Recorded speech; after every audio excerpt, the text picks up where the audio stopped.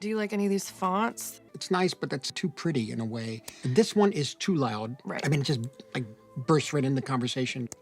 This one is like Upper East Side, right? They moved to New Yorker and all that, you know? Wait, go back. No, make that bolder. Too much. For me, type is indissociable from culture. It's very much part of the visual fabric of the world that we live in.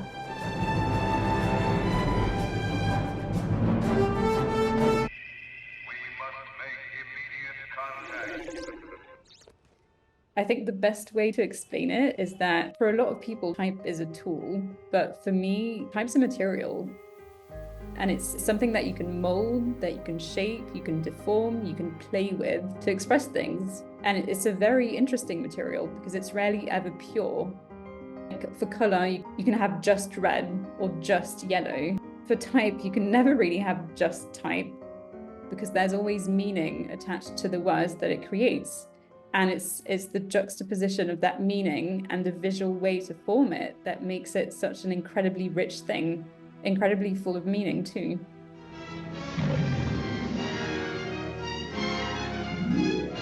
I think it's important to point out that with historical films, the framework is slightly different because of technical limitations. When we didn't have the same tech that we now have to show type on screen, it's really fascinating seeing them kind of using what they had and making meaning out of not much.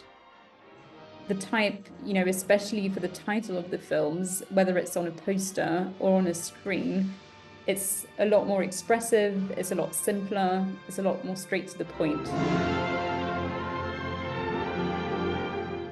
Gone with the Wind, that beautiful effect of the letters kind of swooshing to the left. They were just less scared about being intuitive and emotional in the way that they use type. Psycho is another really good example of that, with the fractured letters hinting at things breaking, mental illness, going crazy. And actually the fractured type that they used on the poster became even more iconic than the original title sequence, and I think they used it for the franchise as well.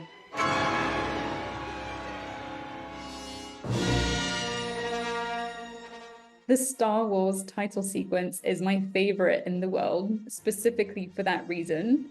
It's so low budget, it's so simple, and yet so effective. It's such a powerful way of using type in space, no pun intended, really using layout to give that impression of huge, massive space void. Stephen, not this again. I forgot about it for years, but then I remembered that Avatar, the giant international blockbuster, used the papyrus font as its logo. He just highlighted Avatar, he clicked the drop-down menu, and then he just randomly selected papyrus, like a thoughtless child. An actor that's miscast in a role will affect someone's experience of a movie or play that they're watching. I think the typography is similar to that. A designer choosing typefaces is essentially a casting director. And my heart breaks. I think we could push it even further. If you're a casting director, you can't really fabricate your actors, but we can. We can literally mold them from scratch. It goes beyond that metaphor. In most films, the title screen is the first character you see. Those letters are literally the first characters you see. And, it's an interesting play on the word character because it means glyphs as well. But it's just a really powerful and quite narrow, short window of time to get people's attention. People have these emotional associations with typefaces. For most people, it's not a conscious process, so it's really playing with that instant reaction. You know what you did? I know what you did!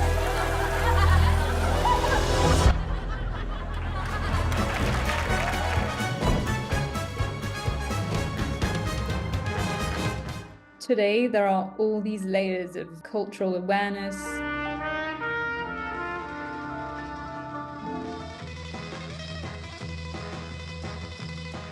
cultural stereotyping.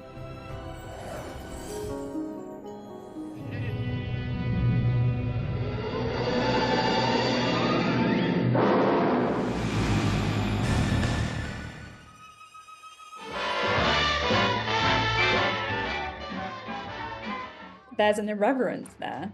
You know, it doesn't sit straight on the baseline. There's a lot of movement and the letters are kind of irregular. It just feels less serious. It feels more approachable. It almost feels hand-drawn in some way. I think it goes back to what we were saying about those letters being the first characters we see. Like, they're telling you, hang in there, this is going to be fun. And until the real characters come on screen, it's almost like a proxy for what's going to happen, how they're going to interact, and the tone of the film. What's remarkable is how willing we are to treat letters as humans. Like, even the way that we talk about them, the way that letter parts are named, and the vocabulary of type. Letters have legs and spines and eyes. So then surely it means that we're kind of making assumptions about the way letters behave, because we're ascribing all of these human qualities to them. And surely that must extend to gender stereotypes. As a design professional, still to this day, I get briefs where it's like, oh, our audience is way too masculine for this, or I want this to be more feminine. Okay, but, well, what do you mean by that? It was just something I heard a lot, and then when I tried to research it, there was nothing at all. So that's when I thought, okay, I'm going to have to research this myself then. And it's really interesting when you try to go at a very basic level in, you know, exploring the letter structure, the shapes themselves, almost back into semiotics in a way where it's like, if it's big, it's powerful. If it's small, it's dainty or whatever. Masculine, feminine, forget those words. What are any other words that you could use to really describe this typeface or what you want from this typeface? And then you find out that it's actually things like, I want to be assertive, or I want to be delicate, or I want to be violent. That's the most helpful way of framing these conversations, trying to really elicit a particular emotional reaction or connection. Because the point of this is to make things better so that we don't end up with cookie cutter designs that don't really serve anyone.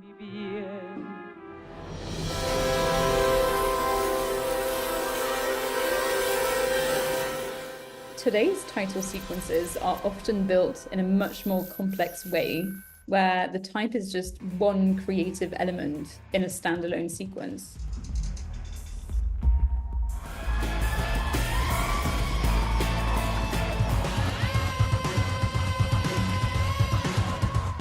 Because there's much more emphasis put on the aesthetics, on effects.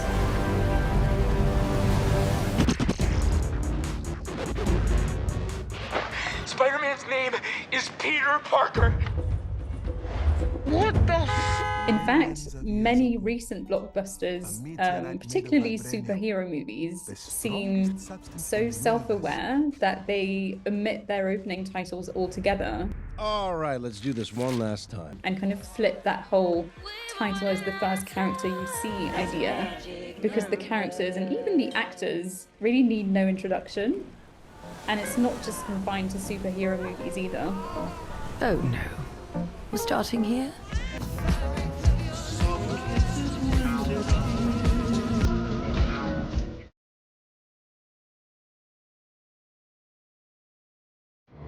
But that's not all, folks.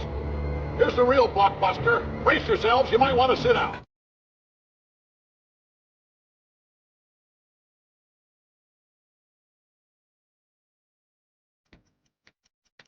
The crux of it all is that type can encapsulate a feeling, an idea, a person, and there are so many ways of bringing that to life. You know, branding a film, a franchise, or even a director.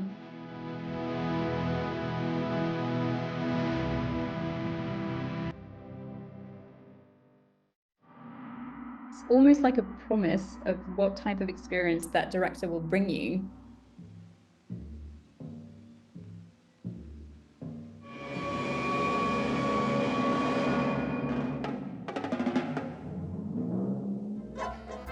That's essentially how I feel about life. Full of loneliness and misery and suffering and unhappiness, and it's all over much too quickly. And if you have a strong brand in a different context or film, it can really provoke big surprises.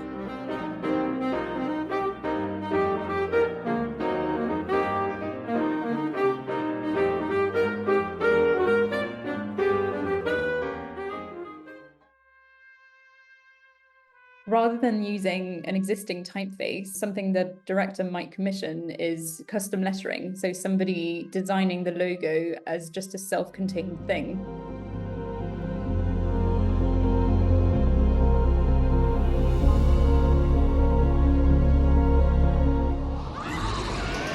As marketing became more important in film history, seeing films more as a product, being like, okay, we're going to package this in such a way and using that logo. Like Star Wars is a great example of that. Godfather, great example of that as well. There's so many. I think, you couldn't really make a film without that today.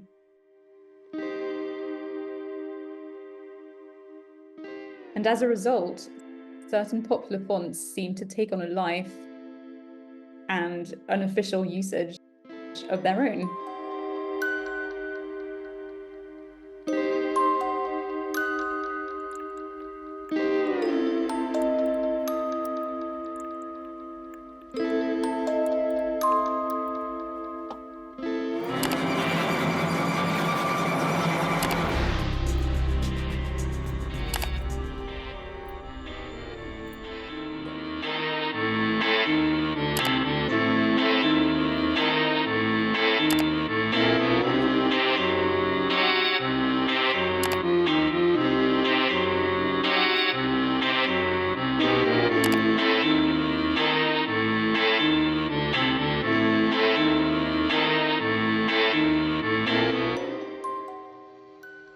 There's something that really makes type a unique material to work with, just because of the way that it interacts with the spoken world, with thoughts, with culture.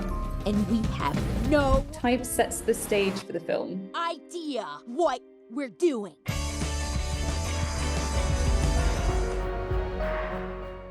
It's really historically something that has framed movies.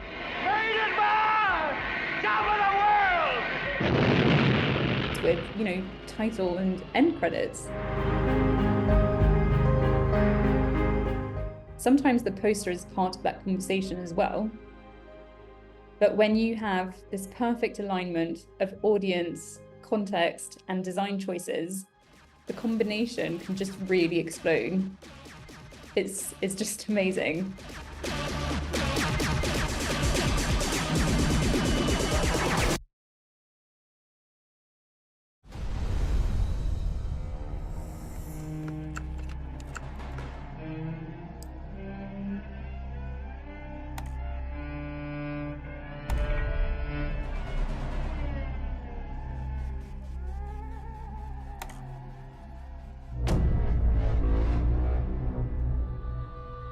He just put it in bold. He just